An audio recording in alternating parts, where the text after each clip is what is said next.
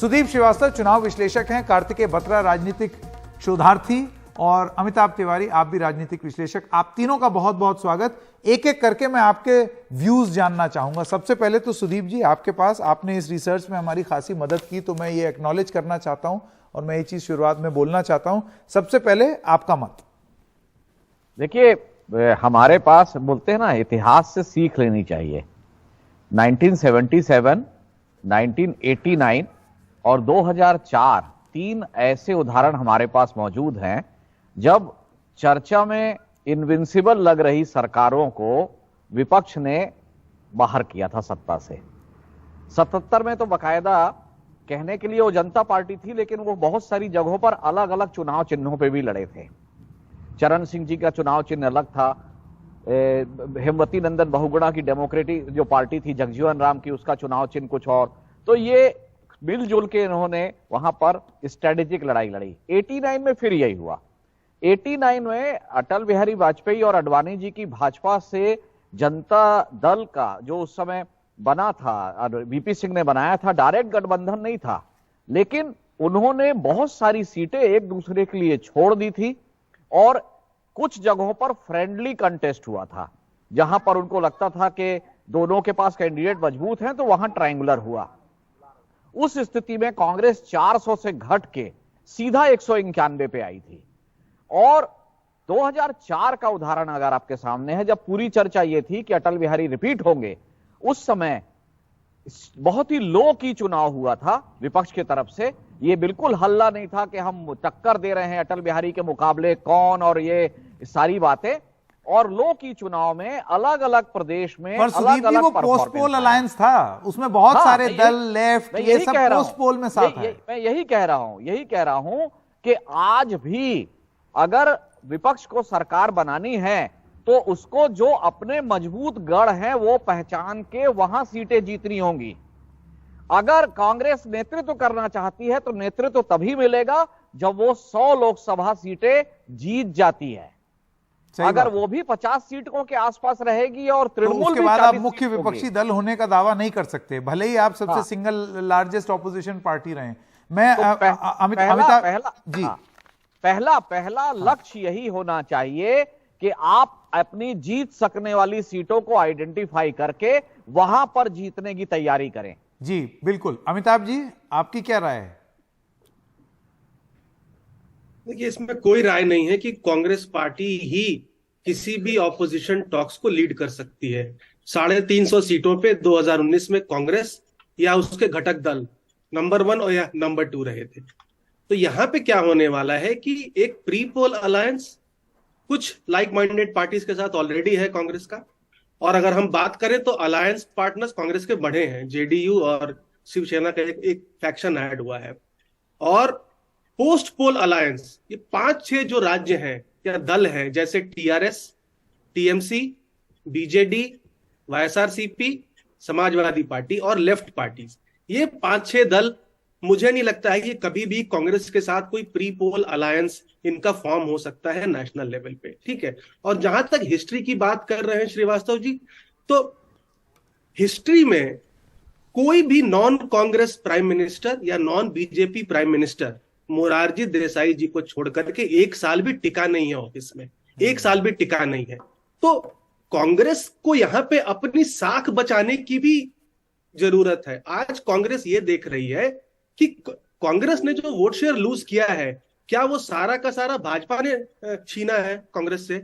बहुत सारा वोट कांग्रेस का आज क्षेत्रीय दलों ने कांग्रेस पार्टी से लिया है, और जो कहीं ना कहीं आगे जाकर के कांग्रेस को ये वापस लेना पड़ेगा। तो एक लड़ाई वो भी अलग है, अपने वजूद की भी लड़ाई है। तो फिर ऐसे में साथ कैसे आएंगे अमिताभ जी? यही तो दिक्कत है। फिर विपक्षी एकता क्या होगा?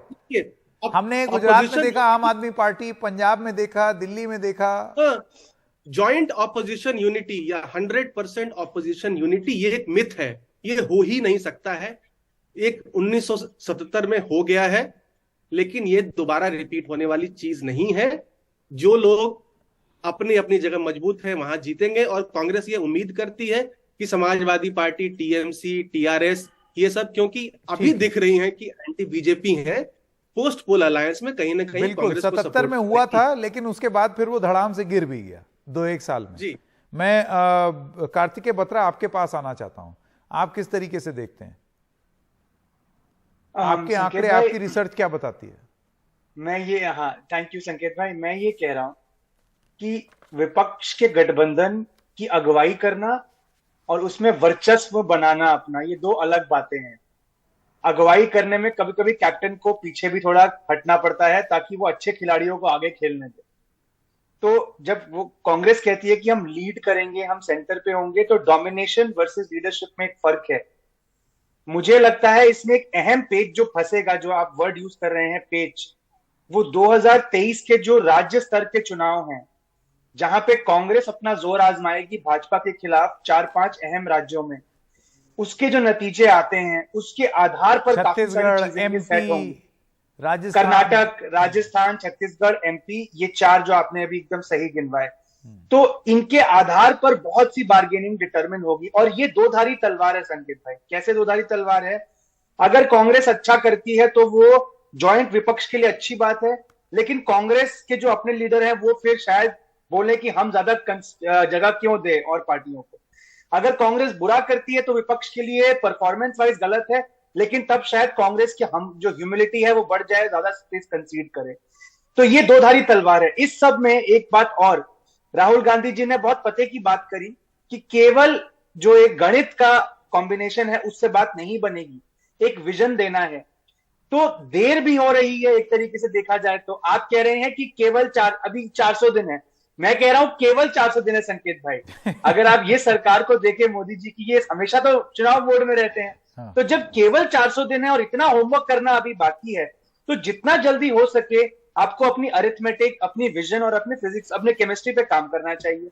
तो बड़े सारे पेच हैं इसमें, लेकिन at the end of it मुझे लगता है अगर कांग्रेस को कप्तान बनना है इस टीम का, तो कांग्रेस को कई जगहों पर बैकसीट लेनी पड़ेगी और कई जगहों पर ओपनिंग बैटिंग भी करनी पड़ेगी।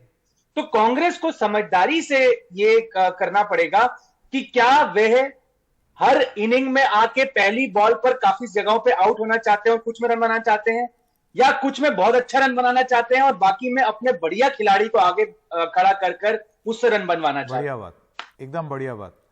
चलिए, अब ये जो चर्चा हमने की है ये शॉर्ट ड्यूरेशन डिस्कशन मानी जाए, क्योंकि अब जो चुनावी माहौल बनेगा इस पूरे साल और अगले साल, उसमें इसी टाइप की चर्चा ही होनी है। तो आज हम लोगों ने बेस तैयार कर दिया है, नींव रख दी है। एक पूरे साल, 1-1.5 साल तक हम इसी पर चर्चा करें। सुदीप जी, बहुत जल्दी से, वक्त खत्म हो रहा है। हाँ, ये जो कार्तिकेय ने बात की है मैं इसी को बढ़ा रहा हूं। हाँ, पिछली बार जब बंगाल में ममता बनर्जी घिरी हुई थी, उस समय अगर कांग्रेस ममता बनर्जी को ओपनिंग और खुद टेल एंड में बैटिंग करती तो आज उसके पास 30-40 विधायक होते और वो ये कह सकने में सक्षम होती कि ममता को हमारे कारण जीत मिली है। हाँ। तो ये स्ट्रेटजी के कहां पर हमको कितना शेयर लेना है, ये बहुत इंपॉर्टेंट, ये बहुत, इसीलिए मैं बिहार का उदाहरण इसीलिए दे रहा था। 2020 में 70 लिए और डिलीवर किया 19। तो अगर ये ट्रैक रिकॉर्ड रहेगा तो फिर बड़ी दिक्कत होगी। संकेत भाई 15 में 27 आए थे 40 में से। स्ट्राइक रेट की आपने बात करी ना, तो वो 65% का स्ट्राइक रेट था और यहाँ 30% से कम स्ट्राइक रेट हो गया। बिल्कुल बिल्कुल बिल्कुल। चलिए, बहुत बहुत धन्यवाद आप सबका हमारे साथ जुड़ने के लिए।